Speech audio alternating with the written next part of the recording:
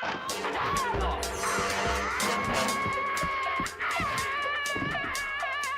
people, I am Alejandro Montoya and I'm going to introduce to you who was Bruce Lee. Well, we're going to begin in the first part. We're going to say, who was him? He was a Chinese American actor and martial artist who evolved the martial arts, creating the Jeet Kune Do, a known style inspired in fighting styles like Wing Chun, Tai Chi, Occidental boxing, Jiu-Jitsu, Taekwondo, swordmanship, and some Philippine martial arts. Bruce Lee born in 1940, and by disgrace he died at the age of 2 years old in the year 1973. And it's strange because before he died he was a very healthy and strong person. Even in current days, people still asking and still trying to find out how did he die. That's a real mystery. Even because of his open mind, he decided to evolve his fighting style and using sense from another martial arts, and it helped much to improve every martial art because he got some concepts that hasn't helped just the martial art he was making. Some of their concepts were that if you hit naturally or defense naturally doing those moves without need to think, you could win a match in an easy way because it makes faster the move. Otherwise, when you're thinking the move, you're kind of slower. You make the move, but you need to take some seconds to make it. So you could finish hurt. And other concept is that you must know the weakness points or your fighting style. An example is in karate, normally they just hit a defense, but they don't do it in the same time. And something what Bruce Lee done is that you can defend yourself and hit in the same time, and it gives you more advantage against the enemy. And actually the good things that he done because of his open mind are more than the things I mentioned before.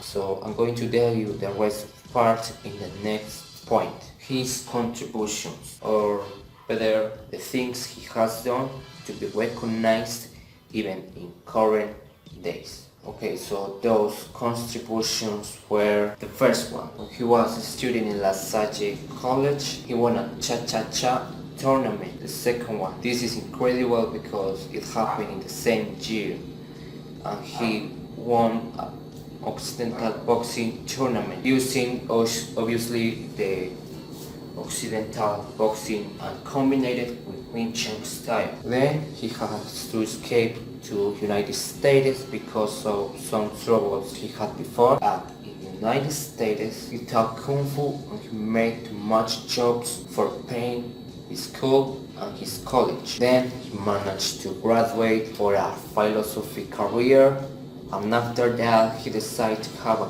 Kung Fu school to teach Kung Fu to everyone who wants to learn. Obviously it gave him some troubles with some Chinese people because they didn't want to share their fighting secrets to somebody who is not Chinese. So what Bruce had to do is a fight against some of Chinese partners, and when he won it, he was allowed to teach Kung Fu to every people who wanted to learn, not caring about the color of his skin, not caring about the place where he born, not caring about if it was a man or a woman. He just taught his knowledge to everyone, but obviously under the concept to know yourself. Then he realized there were weak points about his style, so he decided to improve it, exchanging knowledge with other masters of martial arts. And instead of Bruce Lee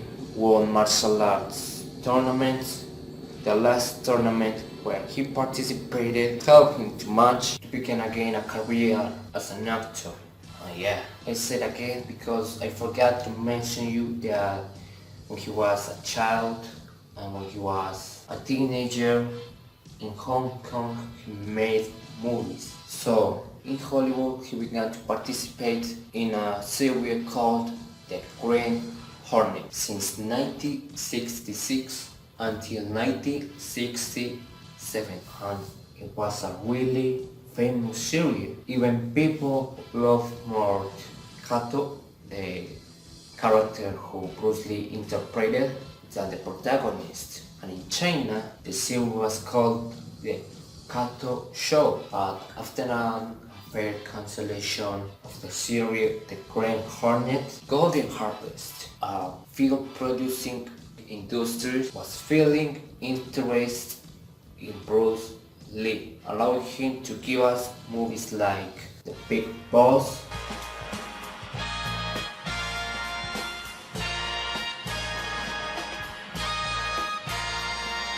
Chinese Connection, that is the true name of the movie that people call The Fist of Fury.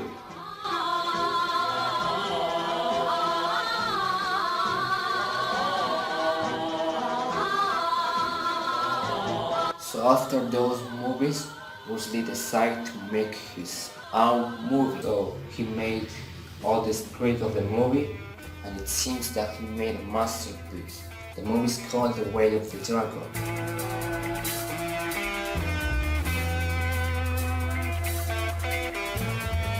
Even in the fight where Bruce Lee fights against Chuck Norris, is called like masterpiece of martial art fighting movies.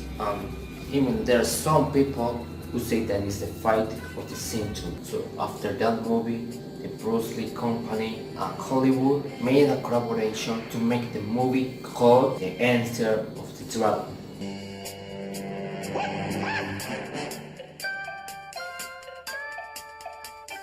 It was another masterpiece where it has participation of American martial artists, and it was a real great movie. After days knowing that the movie was really great, they decided to make the last movie where Bruce Lee participated, Game of Death.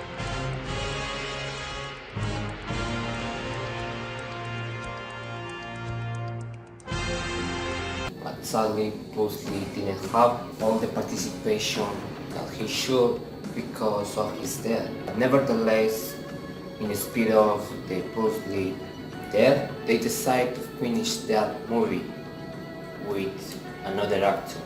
And this movie was realized in 1978. Why did I say all of this stuff? Because it's an inspiring life. If you see somebody who traveled to United States, began making the life by himself. He paid his education, he managed to have a great martial arts school, and even martial arts school is really great.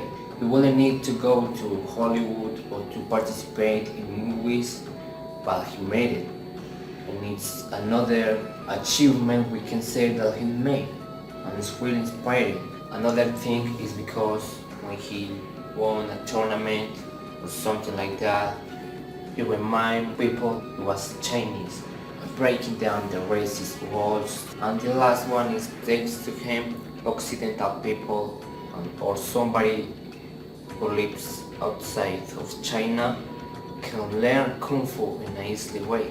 And now we're going to talk about his transgressions, or the things that he made and people criticize. The first one is when he was too young, something that obligated him to escape to the United States and leave Hong Kong. And I seriously doubt what it was the thing he made, because there are two versions that people say that happened. In the first one, he has a fight with a cop son, so he beaten him. Cops were looking for him to get into the jail, so that's one reason why he could go to United States. The second reason is that he got some troubles with a person who who belonged to a racketeering. So obviously the racketeering wanted to kill him.